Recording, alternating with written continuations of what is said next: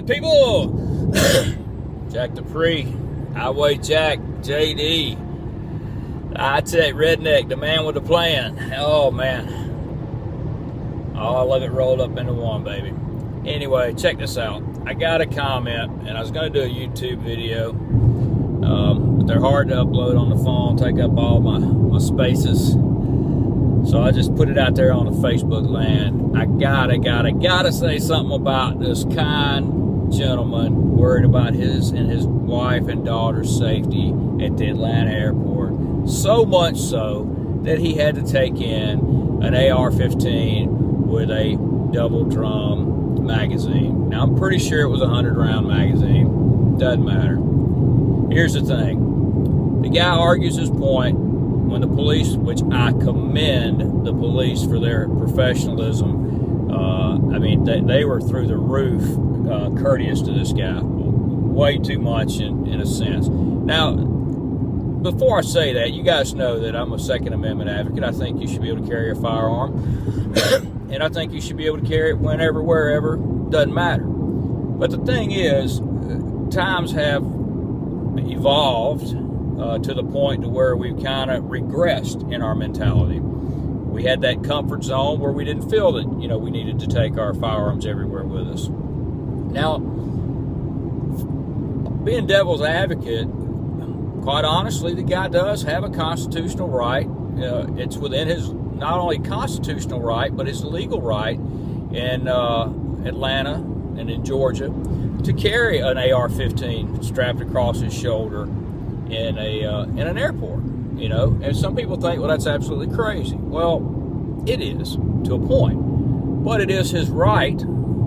Doesn't mean that you should do so because it's within your rights, because that's not the society that we live in. We're not comfortable with that. Other countries are totally different, and that's his right to do so, like I said, but in the wrong way of doing it. He states that it was for his protection. Now granted, if terrorists come in and he were to see them before they saw him slung with an AR-15, first target, yeah, I think so, but I digress. The point being, if he was seriously considered or worried about his wife and his child's safety, which I always am, then he should have approached it appropriately, hence concealed carry. No bones about it. That's the way he should have done it. Worst case scenario, he could have open carried a handgun, and let's face it, you can get a Glock, Smith & Wesson M&P, H&K, all kind of handguns out there with 17 rounds, F&N 5.7, 20 rounds in one magazine. Proficiency, maybe he's not proficient with a pistol, I don't know, but the point that he stated, he was concerned for his family's safety. I'm going to use two words to sum that up, and it could be one depending on how you spell it, but we'll go with two. Bullshit. Okay? Pretty simple. Because if he was only worried about his family's safety, he would not have been so ignorant as to open carry an AR-15, making himself and his family stick out like a sore thumb. So again, he should have concealed carry. Second note, after being confronted by the police, he got all jackass-inine and am I being stopped or taken in and whatever. I can't think. I'm so discombobulated with the detained. There we go. That's the word I'm looking for. The monkey on this shoulder told me that. But I want to know if he was being detained. Well, in essence, yes. When you're being stopped by the police, you are being detained, whether it's temporary or permanently. But they were very polite, asked him questions. The police officer, the female police officer that stopped him at first, did it very cordially, I thought. But again, back to him saying he wanted for his safety. Nah, wrong answer. Not going to go for it. Second thing that sticks out that he was talking about, it was for his safety, the police officers, which, they watched him go around the parking lot, the airport, everything, which rightfully so they should, because, again, he is sticking out like a sore thumb. You don't make yourself conspicuous when you carry a firearm. You make yourself inconspicuous, people, not conspicuous. You don't know the difference between those words? Look them up. But, you know, by doing what he did, he actually put his family in harm's way more so than he did protecting them. But also, he was not doing it for the protection of his family. Okay, when he was outside in the parking lot, they passed him. He verbally